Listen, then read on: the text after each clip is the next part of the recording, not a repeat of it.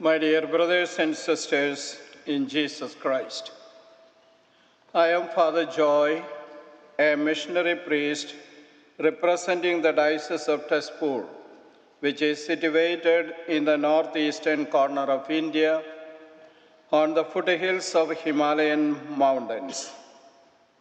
When the first missionaries came there, the Catholic population consisted of roughly 3,000 migrant workers. Today we have more than 200,000 Catholics. It is a remarkable success when we compare it with the results achieved from other parts of India. You might ask, what is the reason for this success? Well, the main reason is the nature of society there. The society is a tribal society. Some of the characteristics of tribal makes evangelization easy. For example, it is the desire of a tribal to belong to a large group. The larger the group, the prouder the tribal is. So when they hear that the Catholic Church is a large international organization, they are impressed. The thought that the people living in far corners of the world would think of them and are ready to help them touches them.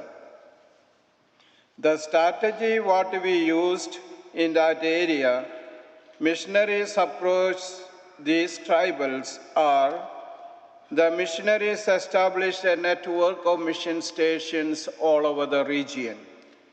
Each mission station comprises a church with a residing priest, a school, a health center, and an orphanage. The health center and the school becomes a means of contact with the local population. They are soon impressed by the service they get through these institutions, and it is only a matter of time before they ask for baptism. Thus, the church is growing steadily every year. But till today, they are not having sufficient facilities for education, and they are not rich enough to meet the cost of these building institutions. Once they are built, they are able to maintain them and keep them running. Here is where the missionaries come in. With the help of donations coming from United States, we want to build for these poor people a school for their children and for their future. Before coming to America, I was a pastor in one of the parishes. I had 24 substations to look after. And these 6,000 people spoke 6 different languages. I knew only 3. The other places, whenever I go, I take an interpreter to translate my homilies. And these 6,000 people, they were not living like here on the roadside or highways. They are living in the jungles. When I say jungles, there are so many wild animals like as elephant, tigers, rhinoceros, leopards, varieties of snakes. And many times we missionaries had a narrow escape from these wild animals. One day I had a village program. I told my driver to take out my old Jeep and asked to get a few bigger boys from the orphanage because the Jeep can stop anywhere. I need someone to push them to start again. So we crossed one jungle, and the driver told me, "Father, I get a wild animal smell." I said, "Okay, don't worry, come, let us go ahead." We crossed the second jungle, and the roads are very narrow, hardly one vehicle can go. Suddenly we saw in the middle of the road standing a huge wild elephant. When the driver saw the elephant, he wanted to jump out from the jeep and run away for his life. I caught him. Poor man, he started crying and saying, "Father, if I die, who will look after my wife and children?" I said, "Come on, let us pray. Lord will show some ways." And we know something about elephants. If the elephants are shaking the ears, they are okay. But once they put the trunk in the mouth, then you run for life. Because it is ready to attack you. Many times we think elephant is such a huge animal. If we run straight, they won't defeat you. No, don't run straight. You have to run round and round. Elephant cannot turn that fast. Or you run in an up and down area, elephant cannot defeat you, then you can be the winner. I told the driver to take back the jeep, and I was watching the elephant, and he took a different route, and we reached the village. After the Mass, I told the driver, "Come, let us go back in the same route. Let us see." He said, No, I don't want to take a risk. I said, "Come on, let's go." And we came the same route. We could see all the small trees' branches are broken, as if a tornado had hit that area.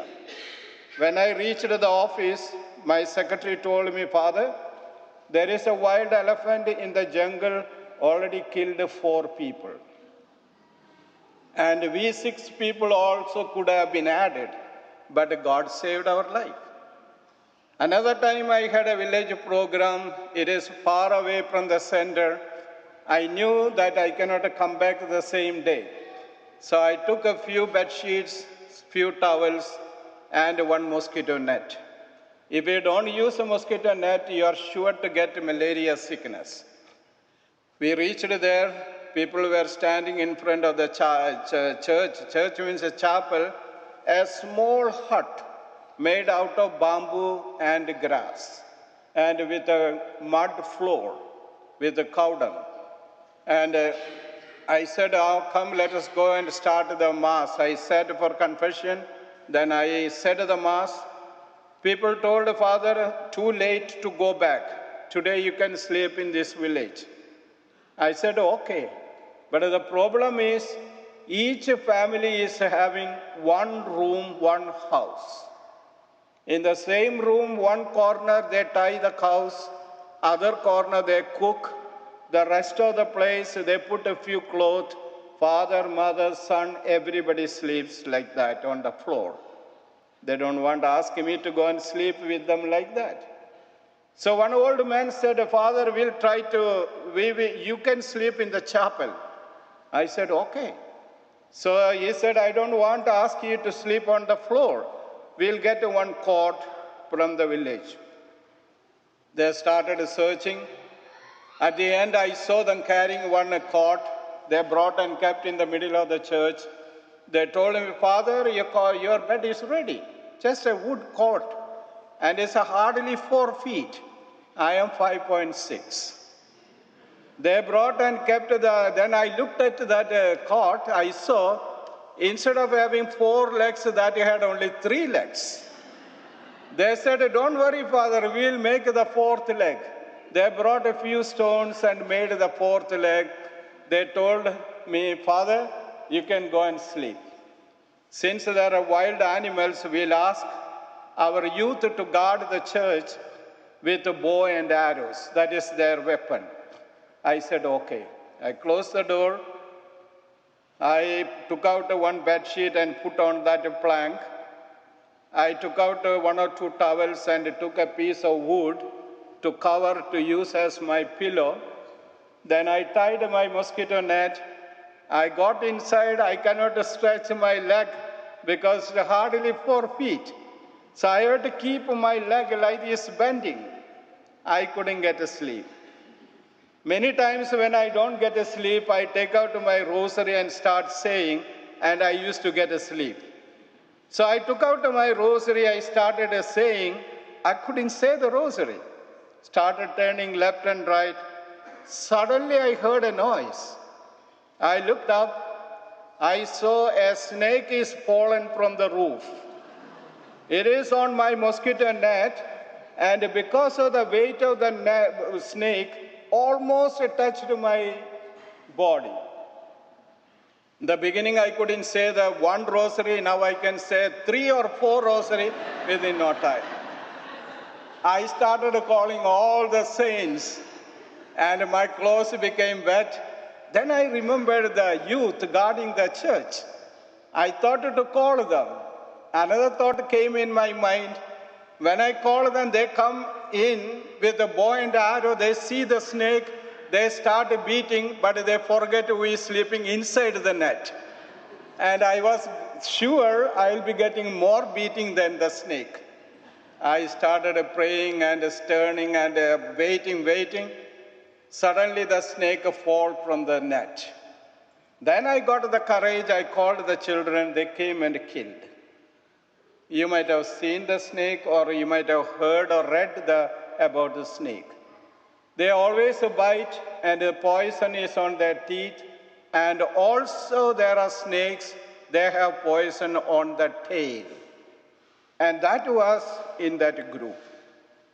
Afterwards, I was thinking, while I was inside the net, if I had stretched out my hand, surely they would have given the poison and I would have died. But God saved my life. That is saying God has brought me today to stand in front of you. You may think the missionaries are enjoying the life in the missions. Not at all. We have to face a lot of problems from the government, from the people, from the nature. From where do we get the courage and enthusiasm to spread the gospel? Not from anywhere else, people like you. Your prayers, your donations, your contributions are giving us the courage, even risking our own life. Don't you come forward to help us? Here I am, a friend of yours, a missionary of yours. You can be sure your help will be do real wonders in the missions. We are materially poor, but spiritually we are rich. All the seminaries are full. We get a lot of occasions. For example, my family, we are 7 children. We 3 are dedicated for the church. 2 priests and 1 nun. Like that, most of the families, they are gone to become priests and religious. When Christmas comes, many people come and knock at the door and say, Father, could you give little money to buy 1 plate of rice to celebrate Christmas? Here, whenever we feel hungry, we open the fridge, we take out some food, eat half we throw it away in the garbages. The amount of food what we throw here is enough to feed thousands of children in the missions. Won't you come forward to help us? Everything depends on you. And I know you have a good will and you have good heart to the missionaries. Here I am, please come forward. I take this opportunity to thank the Bishop of this diocese, the Director of the Propagation of Faith, our Pastor, Monsignor, and deacons, and all the other helping priests, and all of you for giving me a chance to share with some of my mission experiences. May God bless all of you. Thank you.